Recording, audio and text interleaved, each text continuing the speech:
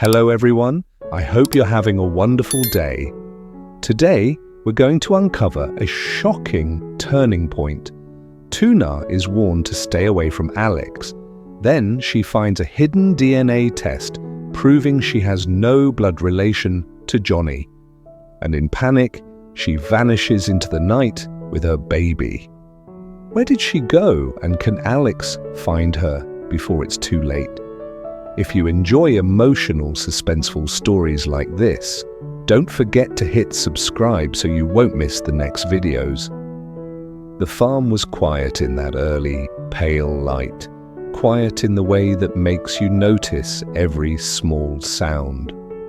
The wind slid through the old wooden slats, and a thin mist sat low over the yard, like it didn't want to leave.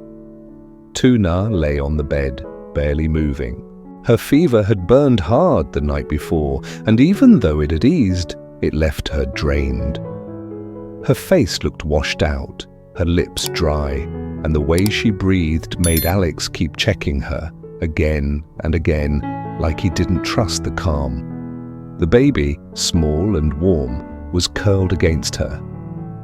He slept deeply, one tiny hand pressed into her shirt, like he knew this was the safest place. Alex stood in the kitchen corner with a pot of porridge. It steamed gently, and he stirred it slowly, not because it needed stirring, but because it gave his hands something to do. He had been awake most of the night. Every time Tuna shifted or made a weak sound, he'd been there. Every time the baby stirred, he'd listened. He didn't want to admit how scared he'd been. He just stayed quiet and kept doing what had to be done. When Tuna's eyes finally opened, it was slow, like waking up hurt. She blinked, stared at the ceiling for a second, then turned her head and saw Alex. Her voice came out rough. "Alex, you're still here?" Alex tried to smile like it was no big deal, but the worry sat behind his eyes. "Yeah, I'm here." He carried the bowl to the bedside and sat down carefully, like he didn't want to shake the bed. He lifted the spoon and spoke in a calm, steady voice. "Eat. You need strength." Tuna stared at the porridge like it was something she didn't deserve. Her hands were weak as she took the spoon. The first time she lifted it, her fingers trembled. She swallowed, then her eyes filled up. Tears dropped into the bowl, and she wiped them quickly like she was embarrassed to be seen crying over something so simple. Alex didn't say, "Don't cry." He didn't say, "It's fine." He just watched her and waited, giving her space to breathe. Tuna forced herself to take another spoonful. "I'm sorry," she whispered. Alex frowned slightly. "Sorry for what?" "For making you come here, for pulling you into this." Her voice shook. "You have a real life. You're successful, and I'm just..." She stopped, because the word she wanted to say felt too ugly to speak out loud. Old, burden, problem. Alex's jaw tightened. He set his hand lightly on the edge of the bed, not touching her, but close enough that she could feel he wasn't walking away. "Don't talk like that," he said. "Eat first." Tuna nodded, but shame still burned in her chest. She kept eating slowly, every swallow like a fight. The baby shifted in her arms. Tuna adjusted him gently, pressing him close, like she needed to remind herself he was real. The baby's breathing stayed even. He didn't know anything about pride or status or people judging his mother. He just slept. For a few minutes, the room felt almost peaceful. The kind of peace that only happens when two people stop talking and just exist in the same space. Then Alex's phone rang. The sound cut through the quiet like a knife. Alex looked at the screen. His expression changed. He didn't answer right away. Tuna noticed. "Who is it?" Alex swallowed. My sister. He stepped away from the bed, answered the call, and turned his body slightly like he didn't want Tuna hearing every word. But in a small house, there's no real privacy. His sister's voice was sharp even through the phone, not loud, just cold. Alex listened, his face tightening with each second. After a short pause, he replied, "Okay, I understand, I'll handle it." He ended the call and stood still for a moment, phone in his hand, as if he was choosing the right way to say what came next. Tuna watched him, her stomach already sinking. Alex walked back to the bedside. His voice was quiet, but heavy. "I have to go for a bit." Tuna's eyes widened slightly. "Now?" Alex nodded. "I'll come back." Tuna wanted to say, "Please, don't leave," but the words stuck. She didn't want to sound needy. She didn't want to sound like the woman his sister probably described her as. So she only nodded and looked down. Alex stood. For a second, it looked like he might say something else. Something honest, like he might finally tell her what he really felt. But he didn't. He just said, "Rest, drink water. If you feel worse, call me." Tuna nodded again, silent. Alex looked at the baby, then back at Tuna. His eyes softened. "I'll be back." Then he stepped out. Tuna watched his tall figure move through the doorway and into the morning mist. The light outside was pale and the fog swallowed him fast. One moment he was there, the next he was just a shape fading away. When the sound of his footsteps disappeared, the house felt colder. Tuna sat up a little, still holding the baby. The silence pressed down. The kind of silence that makes you feel like you're the only person left on earth. She swallowed the lump in her throat and whispered to her child, "It's okay, my love. Mom will try." She kissed his forehead gently. Her lips trembled. "Even if it's just the two of us." Outside, the farm stayed quiet. No neighbors calling out. No footsteps.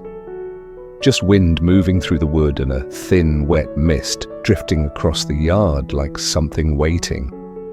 The day crawled forward. Tuna moved slowly because her body was still weak, but she forced herself to do what she could. She boiled water, she cleaned the area around the bed, she washed a few clothes, she checked the baby again and again, making sure he was warm, making sure he fed, making sure he slept. Her fever had taken a lot from her. Every time she stood up, her head felt light, but she didn't have a choice. A child doesn't wait because your body is tired. By late afternoon, the shadows stretched long across the red dirt path leading to the farm. The light turned warmer, but the air felt uneasy. Tuna was in the yard, sweeping slowly, when she heard a sound that didn't belong there. A car. Not a motorbike, not a small neighbor's truck. A quiet, expensive car. Dust lifted behind it as it rolled in. Tuna stopped sweeping and looked up. A woman stepped out, sharp posture, clean clothes, high heels that sank slightly into the dirt, like the land itself didn't accept her. The woman looked around the farm with a quick glance, one look that said she was judging everything. Then her eyes landed on Tuna. "I came to speak with you," the woman said. "About something important." Tuna's hands tightened around the broom handle. Her throat went dry. She already knew who this was. Alex's sister. Inside the house, the air felt dim and heavy. The smell of earth and old wood sat in the corners. Alex's sister didn't ask if she could sit. She chose a chair like she owned it. Her gaze moved to the bed where the baby slept. Then she looked back at Tuna. Alex's sister spoke without warming up, without pretending. "Alex doesn't come here just to help. I know he has feelings for you." Tuna froze. The sister continued, voice steady, cutting clean. "But you are not suitable." Tuna's grip on the broom tightened until her fingers hurt. The sister leaned slightly forward. "Our family has status. We have everything. Alex has a future, and you already had a husband. You have a child. You will ruin his life." Each sentence landed hard. Tuna felt her chest tighten, not because she didn't understand, but because she did. She knew exactly what this woman meant. She had heard this kind of judgment before, just in different words. Tuna tried to speak, but her voice came out small. "I never asked him to." The sister lifted a hand slightly, stopping her. "You don't have to ask. Your existence is already a problem." Tuna's face went pale. The sister stood, smoothing her clothing like she wanted to remove the farm's dirt from her just by moving. Her tone stayed flat, like she was doing a favor. "This is the first and last time I speak about this. Stay away from Alex." She walked to the door and left. The sound of the door shutting wasn't loud, but in that small house, it felt like a final decision. Tuna didn't move. She stood in the dim light, staring at nothing. Then her eyes turned to her child, sleeping on the bed. Tears came fast, and this time she didn't wipe them away. She whispered, almost choking on the words, "Mom is old now, my love." Her voice broke. "Why does life keep taking everything from me?" Outside, the wind rose and pushed through the cracks in the wood, whistling like a long, tired cry. After Alex's sister left, the house felt colder. Tuna stood in the dim room, holding the broom like it could keep her steady. Her body was still weak from the fever, but the words she'd just heard hit harder than any sickness. "You're not suitable." "Stay away from Alex." She turned to the bed. The baby slept peacefully, unaware. Tuna sat beside him and tried to breathe slowly, but her chest kept tightening. Shame crept up the way it always did, quiet, heavy, familiar. She told herself Alex chose to come, Alex chose to care. But one cold conversation was enough to make her doubt everything again. She stood to close the door, then noticed something on the floor near the entrance. A single white sheet of paper. She bent down and picked it up, hands shaking. Her eyes scanned the text, and her mind went blank. DNA test results, Tuna and Johnny, no blood relation. Tuna read it again and again. The words didn't change, but her world did. Johnny, the man she once called husband, the man she believed was family, was suddenly nothing, not even connected by blood. At her age, when strength fades day by day, the truth landed like a final sentence. She had no real family left, no home she could lean on, just this baby. Tuna grabbed her phone and called Alex. No answer. She called again, still nothing. She tried Johnny's number. Silence. Her knees gave out. She sank to the floor, clutching the paper to her chest, like it was burning her skin. Her sobs came out rough and quiet because she didn't want to wake the baby. "Mom is old now," she whispered, choking on the words. "There's no one left." She looked at her child, sleeping with his tiny fist tucked under his cheek. "It's just you and me now." And right after that came the next thought, sharp and unavoidable. I can't stay here. Not because she didn't care about Alex, because she believed she would destroy him. His sister's voice echoed again. Our family has status. You will ruin his life. Tuna wiped her face and forced herself to stand. Her hands moved fast, like if she slowed down she might collapse. She packed only what mattered, a few clothes, diapers, a blanket, the little money she had. She didn't take much because she wasn't leaving to start fresh. She was leaving to disappear. The sun dropped lower, turning the fields outside dark red. Tuna sat at the shaky wooden table with a pen. Her hand trembled as she wrote, "Dear Alex, thank you for helping us in our darkest days." Her tears fell onto the paper, blurring the ink, but she kept going. "You are kind. You didn't have to do any of this. I have troubled your family too much. I am old now. I don't want to be a burden anymore." She paused, staring at her child as he slept. Her throat tightened. "I'm sorry," she whispered toward him. "Because of me, you have to suffer so young." She placed the letter on the table, then left the phone Alex had given her beside it. Leaving it behind felt like cutting off the last piece of warmth she didn't deserve.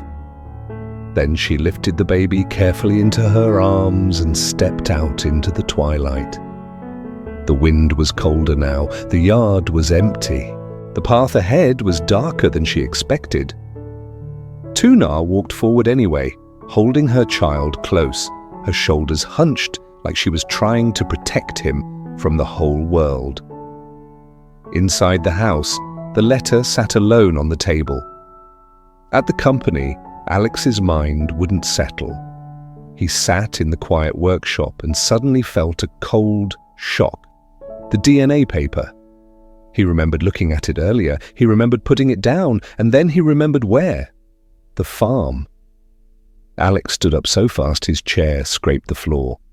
No. He grabbed his keys and drove back immediately. The road was rough, and every bump felt like panic in his chest. All he could think was, if she saw it without me explaining. When he arrived, the farm was too quiet. "Tuna!" he shouted. "Tuna!" No answer, only wind. Alex rushed inside and saw it right away, the phone on the table, and the letter. His hands shook as he opened it.